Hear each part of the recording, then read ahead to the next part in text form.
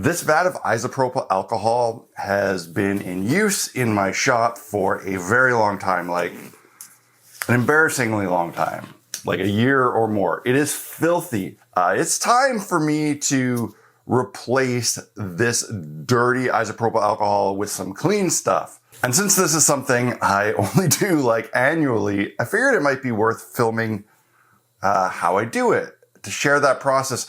This is a very gross, nasty, toxic, yucky vat of terribleness. And I think it can be kind of intimidating to people, like wondering how to deal with that when they're thinking about getting into 3D printing. But it's not actually that big of a deal. There are, however, some safety precautions you need to take when doing this. Gloves. Well, I'm just looking for my safety glasses. I use them so often that I know exactly where they are at all times. Some safety glasses, you don't want this stuff splashing into your eyeballs. You want some really good ventilation. I have a big 300 CFM fan that is extracting the air out of this room. I have an air purifier, and most importantly, I have a big open window right here beside what I'm doing. And I would also recommend wearing a respirator, although I'm not because I'm talking to you. That being said, I got lots of ventilation here. Essentially all the same safety precautions you should be taking when washing your prints in the alcohol. And you're gonna need your empty isopropyl alcohol bottles. So a good idea to save these empty containers when you're filling up with new alcohol. The thing that's gonna actually make this process easy, something very simple. This is a siphon pump. It is just a hose with a little squeeze pump on it. Technically, you just need a hose because you can siphon something with just a hose and suck on it and get the pressure to make the liquid flow, but you don't want to be doing that with this nasty liquid here.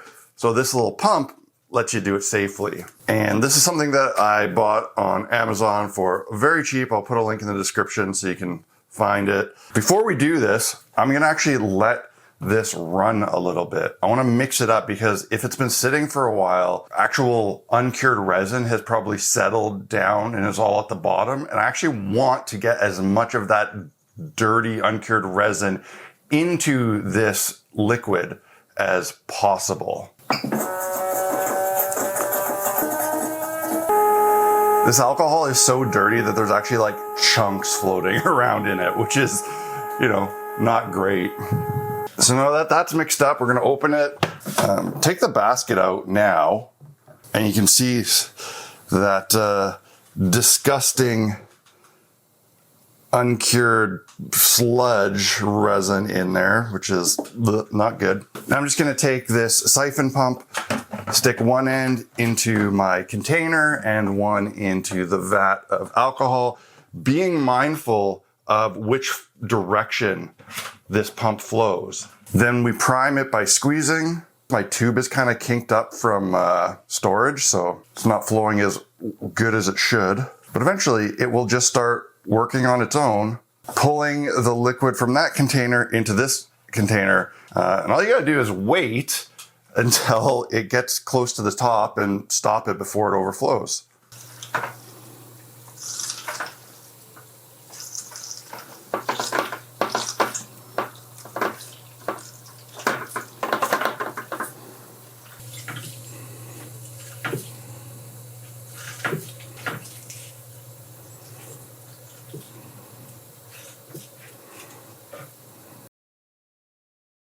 Do you need to make a website?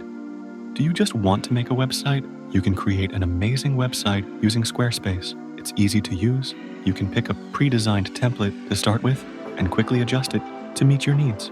You can use the built-in AI tools to help design your website if you're not sure what to do yourself. Easily create an integrated online store. If you sell products or services online, you can get a store up and running in just a few moments. You can process orders and payments using Squarespace payments, make invoices for clients, whatever you need for your hobby or business. Blackmagic Craft uses Squarespace to sell original creations like the new Dungeon Door Guy miniature, which is available now. It only takes a moment to add a new product like this to your website so your clients can easily order one for themselves. If you want to see how effective and easy to use their website building tools are, go try them out yourself for free. Use the URL squarespace.com/blackmagiccraft and start a free trial. Once you're convinced and ready to launch, use the code BlackMagicCraft to save 10% on your first purchase of a website or domain. Once the container starts to get full, you want to prep your second one so you don't overflow here. If your siphon is going really fast, you can just pull it out of this end here, out of the vat to stop it, or you can pinch off the hose. But if it's flowing pretty slowly, you can get away with just doing something like this and then shifting to the second container and get your lid on this before you spill it and continue. Now these two jugs are full of very dirty isopropyl alcohol, absolutely saturated with uncured resin. Of course, you can just take these to dispose them like this, but if you're trying to be, cost conscious or just not be wasteful, you can actually filter this through coffee filters a few times and get it to a point where it's a lot cleaner. This jug is from the previous vat that I cleaned like a year ago, and you can see it's a lot cleaner than this stuff. Not as clean as totally pure unused alcohol, but definitely usable in a wash tank again. And if you're patient but lazy, you can actually take a jug of the dirty resin and let it sit somewhere to cure. So this is a jug that I didn't clean by filtering it through coffee filters. I just left this on a basement shelf, and you can actually see that this is the side that was facing a basement window getting sun, and all the uncured resin gathered on this side and cured. Now, it's not going to be like hard plastic. It's going to be like sloppy goo still, but it did separate the alcohol from the resin. So I could now pour this carefully through a filter, probably just once, and get all this clean resin out, rather than doing it a whole bunch of times and ending up with something like this. But it's all entirely up to you. My vat is now empty, and it's pretty darn clean. Just needs a quick wipe out with a paper towel. I'm gonna wipe off any resin goo that's left on this basket. And I have an empty, clean vat that is ready for some fresh, clean alcohol.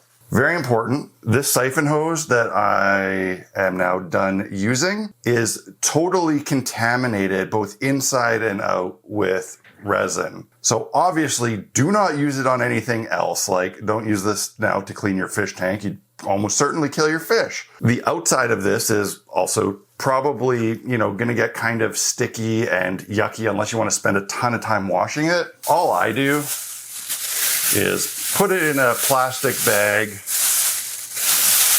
and store it for next time. But now we actually have to dispose of this stuff. And I am absolutely not going to just throw it in my regular city trash. Don't do that.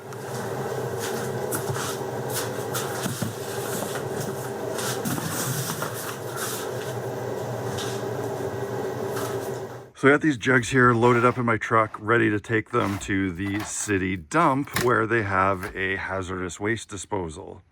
Where you have to go to dispose of chemicals is obviously going to depend on where you live, but I would expect that like every city or municipality is going to have some sort of hazardous waste disposal place. Usually it's at like a dump or a recycling depot. You just got to go online or call your town, city's information line and find out where that is for you.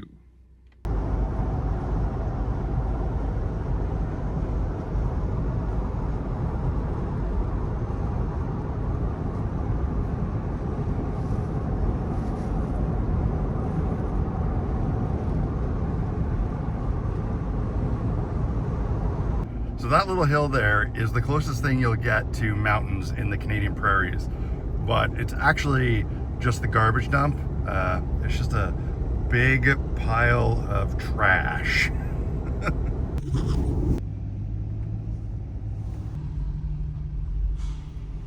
Hey, bud. I just have some bottles of isopropyl alcohol. Can I dump that here? Are they in original bottles and labeled? They are. Yep, okay. What do you guys do? The barrel's gonna go away. Yeah. What happens to it, I don't know. Fair. Probably incinerated. Yeah? Right on. I don't burn good. Yeah. Okay, thanks guys. Easy peasy. Took it, no problem. Didn't have to pay for anything. Yeah. And let them deal with it properly. Okay, buddy. Let me cross here. Thank you, sir. Thank you for protecting our borders. And the main reason that I didn't filter and reuse that alcohol again is because I'm actually switching to something different. This is the Formlabs resin washing solution.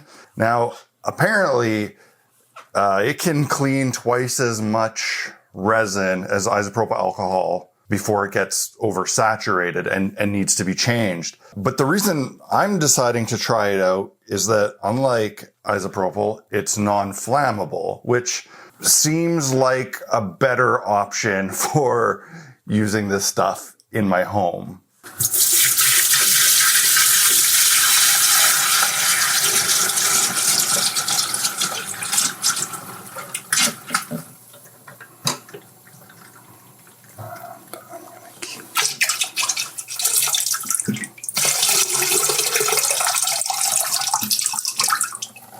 And I'm going to keep these empty bottles so that when I eventually have to change this out, I can put them back in this and take them to the recycling depot. I hope you enjoyed this video and found it helpful. If you did, hit the like button, leave a comment, share it, subscribe, all of that other YouTube stuff. Thanks for watching, and I'll see you again in the next video. Cheers.